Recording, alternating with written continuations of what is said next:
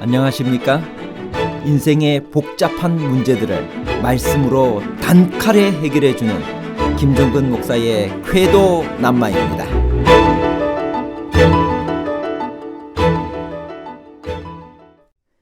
느헤미야의 직업이 그 당시 술관원이었던 것은 그 당시로는 비천한 직업이었다는 의미인가요? 아니면 술관원은 왕의 질병 또는 독사를 막기 위해 먼저 음료를 시험했기 때문에 왕이 절대 신임하는 자라는 의미인가요? 비천한 직업과 절대 신임을 얻는 지위에 관한 복잡한 문제를 하나님 말씀의 가르침으로 명쾌하게 해결해 드리겠습니다. 술관원이란 무엇이며 느헤미야는 어떻게 왕에게 사정을 고하게 되었나요? 느헤미야 2장 1절에서 5절입니다. 아닥사스다 왕 제20년 니산월에 왕 앞에 포도주가 있기로 내가 그 포도주를 왕에게 드렸는데 이전에는 내가 왕 앞에서 수심이 없었더니 왕이 내게 이르시되 내가 병이 없거늘 어찌하여 얼굴에 수심이 있느냐 이는 필연 내 마음에 근심이 있음이로다 하더라. 그때 내가 크게 두려워하여 왕께 대답하되 왕은 만세수를 하옵소서. 내 조상들의 묘실이 있는 성읍이 이제까지 황폐하고 성문이 불탔사오나 내가 어찌 얼굴에 수심이 없사오리까 하니 왕이 내게 이르시되 그러면 내가 무엇을 원하느냐 하시기로 내가 곧 하늘의 하나님께 묵도하고 왕에게 아뢰되 왕이 만일 좋게 여기시고 종이 왕의 목전에서 은혜를 얻어 싸우면 나를 유다 땅 나의 조상들의 묘실이 있는 성읍에 보내어 그 성을 건축하게 하옵소서 하였는데 느헤미야의 간절한 기도가 마침내 응답되는 순간이 왔습니다. BC 444년 4월쯤입니다. 하나님으로부터 예루살렘 성의 소식을 들은 이후 느헤미야는 기도하며 금식했습니다. 니산월이 되었습니다. 기도를 시작한 지 4개월이 지나고 있었습니다. 그 기간 느헤미야는 표정을 감추며 왕을 모시고 있었습니다. 그날은 왕이 공적인 직무를 끝내고 아마도 처소에 돌아왔던 것 같습니다. 왜냐하면 그때 왕후도 왕 곁에 앉아 있었기 때문입니다. 페르시아 왕후들은 결코 왕의 직무에 함께하지 않았습니다. 그런데 그날 왕이 그의 표정을 알아보았습니다. 그리하여 어찌하여 얼굴에 수심이 있느냐 이는 필연 내 마음에 근심이 있음이로다고 물었습니다. 왕이 자기 신하에게 이렇게 친절한 질문을 던지다니. 그러나 느헤미야는 그 질문을 받는 순간 크게 두려워합니다. 왕 앞에서 슬픔을 나타내는 것은 술관원의 불경이었습니다. 왕의 심기를 거슬려 즉시 죽음에 이를 수도 있는 일이었습니다. 우선 그가 이렇게 왕을 지근거리에서 모시며 개인적인 대화를 나눌 수 있었던 것은 그가 술관원이었기 때문입니다. 이어지는 상황을 이해하려면 이 직책부터 파악해야 합니다. 이 직책은 오늘날의 관점에서는 생소하고 사소해 보입니다. 그러나 고대에 이 직책은 왕궁에서 매우 중요한 자리였습니다. 고대에는 음식이나 음료로 왕을 독살하려는 시도가 종종 있었습니다. 술관원은 왕의 질병 또는 독살을 막기 위해 먼저 음료를 시험했습니다. 당연히 왕은 절대 신임하는 자가 아니면 그 자리를 맡기지 않았습니다. 이런 관계 때문에 술관원은 상당히 높은 자리였습니다. 역사 기록에 의하면 아수르 왕 에살핫돈의 술관원은 왕국의 총리로서 그 나라의 2인자였습니다. 페르시아에서도 술관원은 고위 관료로서 상당한 대접을 받았습니다. 이 직책을 수행하는 자는 왕궁 예절에 익숙한 자로서 각종 음료를 분별할 줄 아는 전문적인 지식을 갖추되 무엇보다 언제나 왕의 심기를 잘 살피고 대화에 응할 수 있어야 했습니다. 그런데 느헤미야가 지금 왕으로부터 그의 어두운 표정에 대해 질문을 받았기에 두려움을 느끼지 않을 수 없었습니다.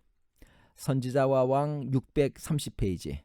그 질문은 느헤미야에게 불안감을 주었다.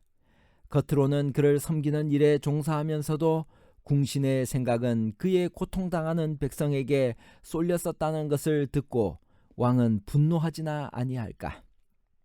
예루살렘의 힘을 회복시키고자 그의 마음속에 품은 계획, 이것이 무너지려 하지 않는가.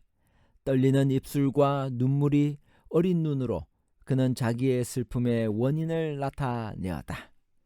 이에 느헤미야는 나의 열조의 묘실이 있는 성읍이 이제까지 황폐하고 성문이 불탔사오니 내가 어찌 얼굴에 수심이 없사오리까 라고 대답한다.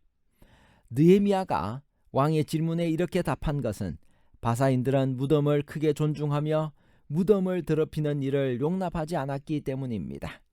그는 아닥사스다의 동정을 끌어내기 위해 매우 지혜롭게 말했습니다. 그러자 왕이 내가 무엇을 원하느냐고 물었습니다. 놀라운 것은 왕의 질문을 받은 그가 그 결정적인 순간에 하늘의 하나님께 묵도하였다는 사실입니다. 이 기도는 아주 짧은 순간 눈도 감을 새 없이 소리 없이 드린 기도였을 것입니다. 그는 정녕 기도의 사람이었습니다. 위기의 순간마다 기도했습니다.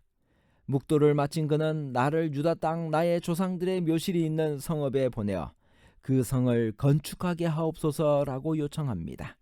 이 말은 아주 미묘합니다. 그는 예루살렘이라고 표현하지 않습니다. 대신 나의 조상들의 묘실이 있는 성읍이라고 말합니다. 자신의 동기가 정치적인 것이 아니라 사적인 것임을 강조하며 왕에게 정서적으로 호소하려는 것입니다. 사실 이런 요청을 왕을 직접 모시는 주요 관리가 했다는 것은 무례를 넘어 위험한 일이었습니다. 왜냐하면 술 관원이 긴 기간 동안 자신의 의무에서 벗어나는 것이 쉽지 않기 때문입니다. 또 자칫 그런 요청은 그가 왕을 모시는 일을 최고의 명예와 행복으로 여기지 않고 있다는 것으로 받아들여질 수 있기 때문이었습니다. 그러므로 왕이 불쾌히 여겨 그의 요청을 거절하고 그의 직임을 파면한 후 투옥해 버릴 수도 있었습니다. 이 요청에 대한 왕의 대답을 전달하기 전에 본문이 그때 왕후도 왕 곁에 앉았더라는 사실을 소개하는 것은 왕이 호의적인 반응을 하도록 무언가 그녀가 역할을 했기 때문인 것 같습니다. 그의 요청에 왕은 기간을 물으며 보내주기로 합니다. 느헤미야는 여기서 한 걸음 더 나갑니다. 유다에 이르기까지 통행에 문제가 없도록 강 서쪽 총독들에게 내리는 조서도 부탁하고 또 건축을 위해 제목을 가져갈 수 있도록 왕의 삼림 감독 아삽에게 내릴 조서도 부탁합니다. 놀랍게도 왕은 이 모든 부탁을 쾌히 들어줍니다. 느헤미야의 표현대로 내 하나님이 나를 도우심으로 왕이 허락한 것입니다. 느헤미야는 제사장들과 방백들과 귀족들에게 무엇을 호소했으며 그들의 반응은 어떠했나요? 느헤미야 2장 11절에서 15절. 내가 예루살렘에 이르러 머무른 지 사흘 만에 내 하나님 여호와께서 예루살렘을 위해 무엇을 할 것인지 내 마음에 주신 것을 내가 아무에게도 말하지 아니하고 밤에 일어나 몇몇 사람과 함께 나갈새 내가 탄 짐승 외에는 다른 짐승이 없더라. 그 밤에 골짜기 문으로 나가서 용정으로 분문에 이르는 동안에 보니 예루살렘 성벽이 다 무너졌고 성문은 불탔더라. 앞으로 나아가 샘문과 왕의 못에 이르러서는 탄 짐승이 지나갈 곳이 없는지라. 그 밤에 시내를 따라 올라가서 성벽을 살펴본 후에 돌아서 골짜기 문으로 들어와 돌아왔으나 느헤미야는 행동으로 옮기기 전에 오래 기다리지 않았습니다. 그가 성벽을 야간에 순찰한 다음 날 마을과 성읍을 대표하는 장로단이 그의 보고를 들으려고 모였습니다. 결론입니다. 첫째, 느헤미야의 직업이 그 당시 술관원이었던 것은 그 당시로는 비천한 직업이었다는 의미가 아니라 술관원은 왕의 질병 또는 독사를 막기 위해 먼저 음료를 시험했기 때문에 왕이 절대 신임하는 자라는 의미입니다. 둘째, 느헤미야는 아닥사스다의 동정을 끌어내기 위해 매우 지혜롭게 말했습니다. 그러자 왕이 내가 무엇을 원하느냐고 물었습니다. 놀라운 것은 왕의 질문을 받은 그가 그 결정적인 순간에 하늘의 하나님께 묵도하였다는 사실입니다. 셋째, 느헤미야는 아닥사스다 왕에게 유다에 이르기까지 통행에 문제가 없도록 강서쪽 총독들에게 내리는 조서도 부탁하고 또 건축을 위해 제목을 가져갈 수 있도록 왕의 삼림 감독 아삽에게 내릴 조서도 부탁했습니다. 감사합니다.